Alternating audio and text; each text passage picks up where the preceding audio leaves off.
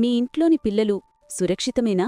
Udta Kerala inside story. ఈ స్క్రీన్పై కనిపిస్తున్న రంగురంగుల క్యాండీలు, చిన్న చిన్న స్టాంపులు, తీపి బిస్కెట్లు చూడడానికి ఎంత ఆకర్షణీయంగా ఉన్నాయో కదా. కానీ వీటి వెనుక ఉన్న భయంకరమైన నిజం తెలిస్తే మీ గుండె ఆగిపోతుంది. ఇవి కేవలం మిఠాయిలు కావు, మన దేశ భవిష్యత్తును చిదిమేస్తున్న సింథటిక్ డ్రగ్స్. 9ఏళ్ల పసిపిల్లలను కూడా మత్తు బానిసలుగా మార్చే సాతాను చుక్కలివి. ఒకప్పుడు కేరళను గాడ్ జోన్ కంట్రీ అని పిలిచేవారు, కానీ నేడది డ్రగ్ జోన్ కంట్రీగా, ఉడ్తా కేరళగా మారుతోంది. గత 3ఏళ్లలో ఇక్కడ డ్రగ్స్ కేసులు 330% పెరిగాయి. దేశంలో డ్రగ్స్ హబ్గా పేరున్న పంజాబ్ కంటే కేరళలో 3 రెట్లు ఎక్కువ కేసులు నమోదవుతున్నాయంటే పరిస్థితి ఎంత దారుణంగా ఉందో అర్థం చేసుకోండి. గుండెల్ని పిండేసే నిజజీవిత సంఘటనలు.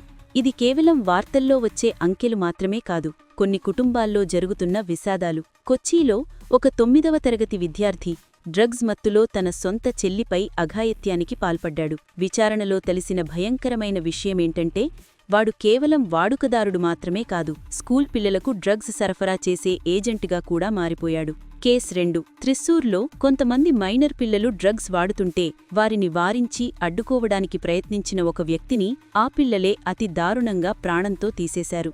మత్తు ఎంతటికైనా తెగిస్తుందనడానికి ఇది నిదర్శనం. కేస్ 3. కొట్టాయంలో ఒక 9ఏళ్ల చిన్నారి డ్రగ్ ఓవర్డోస్ వల్ల మరణించింది. 9ఏళ్లు అంటే ఆటపాటల వయసు. అలాంటి వయసులో డ్రగ్స్ ఎలా అందాయి?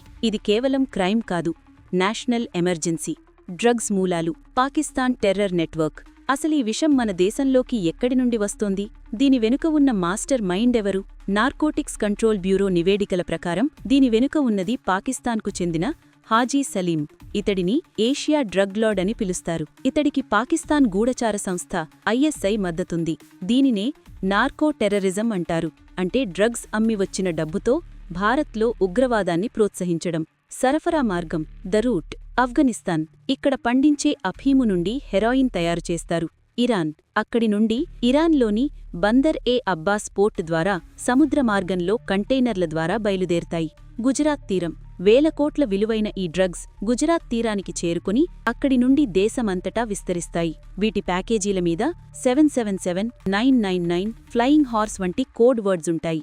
ఒకే ఒక్క షిప్లో 25,000 కోట్ల విలువైన డ్రగ్స్ దొరికాయంటే ఈ నెట్వర్క్ ఎంత పెద్దదో ఊహించండి. Local cooking labs.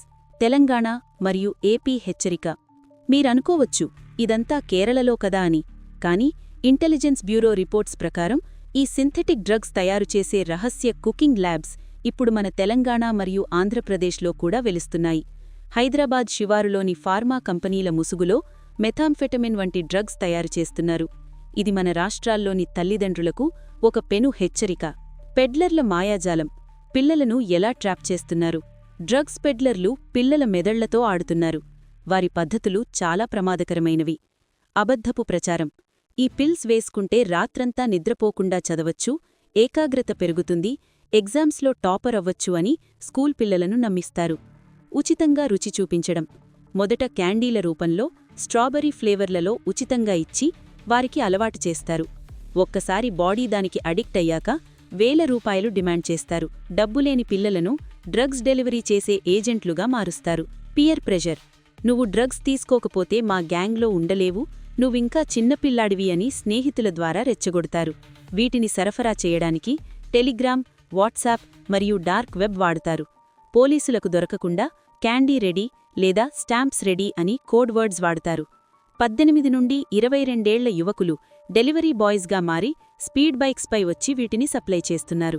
Parenting alert. మీరు గమనించాల్సిన లక్షణాలు. మీ పిల్లల ప్రవర్తనలో మార్పు కనిపిస్తే అప్రమత్తంగా ఉండండి. వింత ప్రవర్తన. మత్తులో ఉన్నప్పుడు చాలా ఉత్సాహంగా ఉండటం, మత్తు దిగాక తీవ్ర నిరాశ లేదా నీరసంగా ఉండటం. ఆసక్తి కోల్పోవడం. అంతకుముందు ఇష్టంగా ఆడే ఆటలు లేదా పెయింటింగ్ వంటి హాబీలపై ఆసక్తి లేకపోవడం. శారీరక మార్పులు. ముఖం పాలిపోవడం, కళ్ల కింద డార్క్ సర్కిల్స్ రావడం, నిద్రలేమి. మందులపై పట్టుబడటం. జబ్బు తగ్గిన తర్వాత కూడా సిరప్లు లేదా పెయిన్ కిల్లర్స్ వాడాలని మొండికేయడం. డబ్బు కోసం పట్టుబడటం. ఖర్చులు చెప్పకుండా ఎక్కువ డబ్బు అడగటం లేదా ఇంట్లో వస్తువులు మాయమవటం. కేరళ ప్రభుత్వం దీనిపై ఆపరేషన్ డి హంట్ ప్రారంభించింది. కాని కేవలం పోలీసులు, ప్రభుత్వం ఈ యుద్ధాన్ని గెలవలేవు. ప్రతి ఇల్లూ ఒక నిఘా కేంద్రం కావాలి. తల్లిదండ్రులారా, మీ పిల్లలను ప్రశ్నించకండి, వారితో స్నేహం చేయండి. వారు ఏ సమస్య వచ్చినా భయం లేకుండా మీతో చెప్పుకునేలా వాతావరణం కల్పించండి. స్మార్ట్ ఫోన్లలో వారు ఎవరితో మాట్లాడుతున్నారో నిశితంగా గమనించండి. అవగాహనే మనకున్న అతిపెద్ద ఆయుధం. మన తర్వాత తరం డ్రగ్స్ కోరల్లో చిక్కుకోకుండా ఉండాలంటే ఈ సమాచారాన్ని ప్రతి తల్లిదండ్రులకు చేరవేయండి. ఈ వీడియోను ఇప్పుడే షేర్ చేయండి. మన పిల్లలను మనమే కాపాడుకుందాం. జై హింద్.